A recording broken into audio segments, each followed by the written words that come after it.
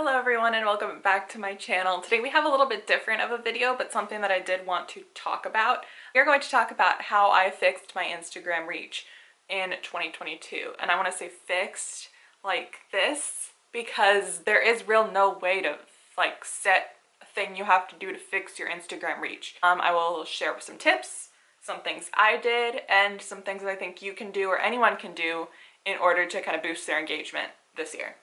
If you want more videos like this, be sure to subscribe to my channel. I post mostly fashion and lifestyle videos on here, but I will throw in these if you guys are interested. So let's just get right on into this video. I don't want to ramble too much. Like, subscribe, comment, and...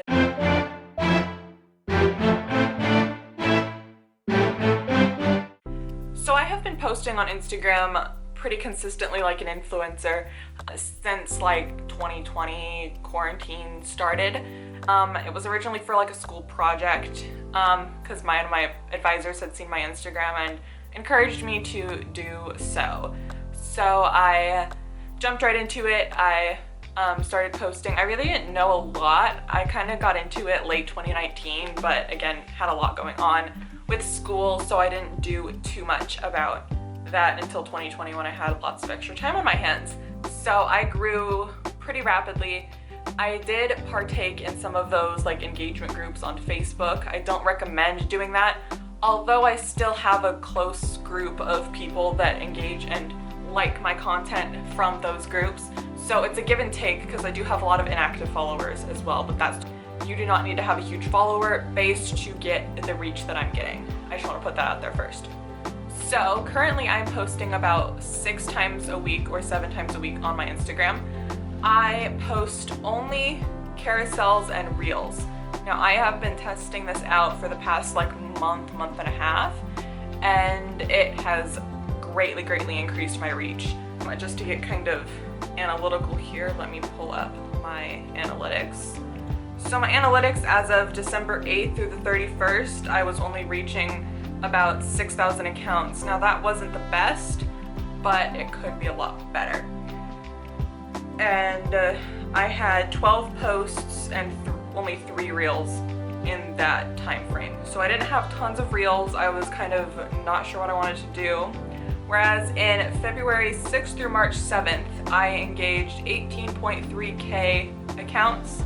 I had 18 posts and 22 reels. So that's the big difference, is reels are your friend. Now, the 2 of the easiest reels to create are ones where you just throw picture collages in with the music. I will put links to a couple of my reels that have done amazing, that have taken literally no time whatsoever. And you don't have to like talk to the camera or anything. You don't have to dance, you don't have to do anything like that. So that's my biggest tip, is to post more reels. Currently I post about 3 to 4 reels a week, sometimes more, and my other posts will be carousel posts.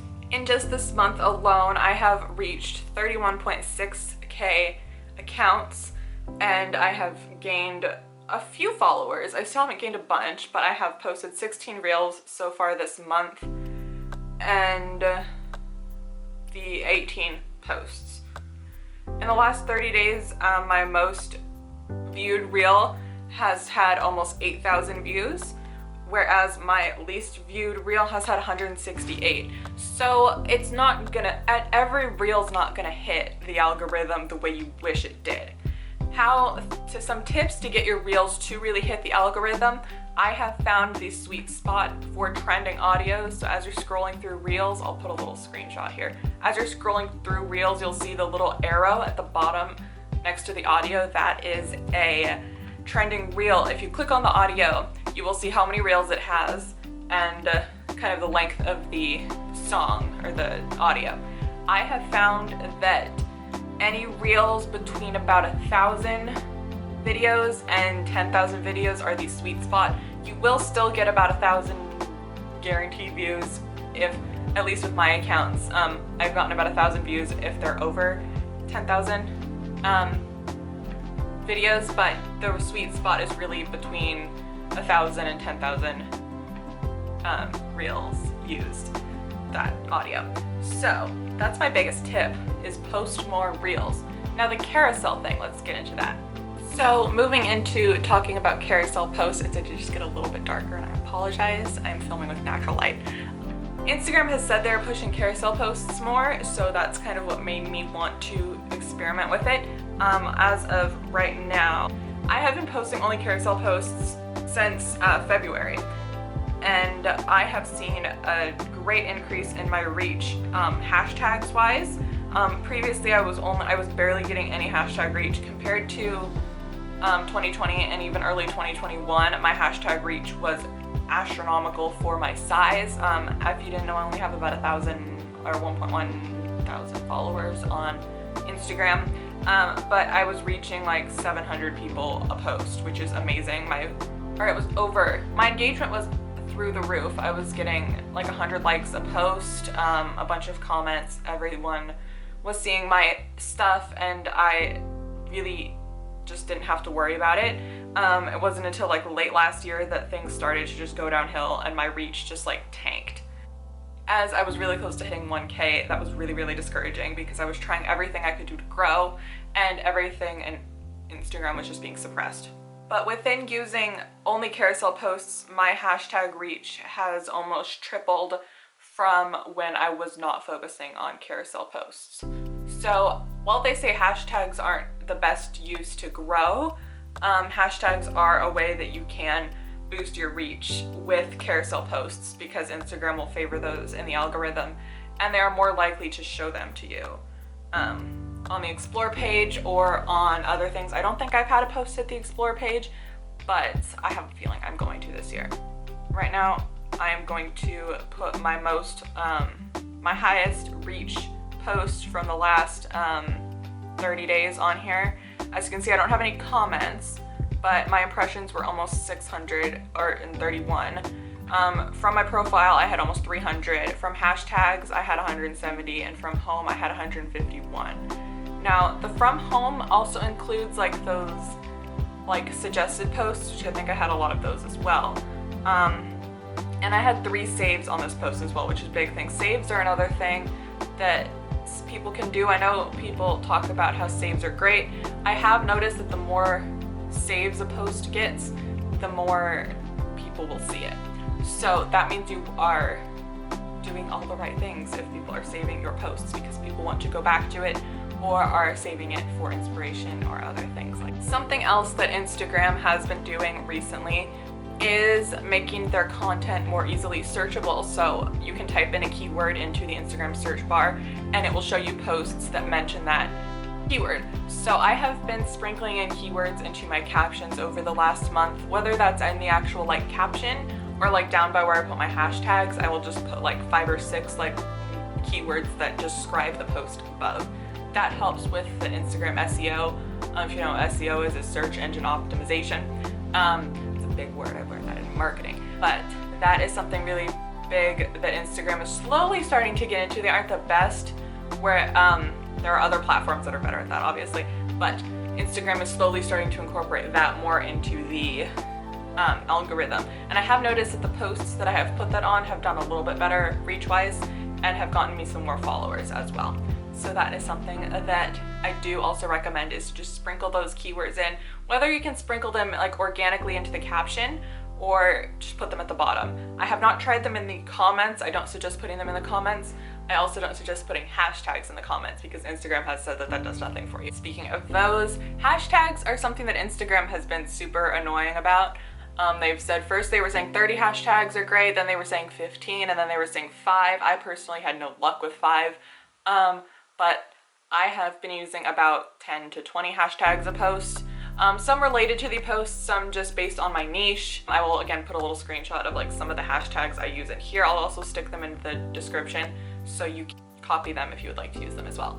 But I keep my hashtags pretty specific to my niches, my location as well. If you are a blogger, make sure you are hashtagging your city. Like I use PDX Blogger in almost all my posts, and that has gotten me a lot of attention for collaborations as well.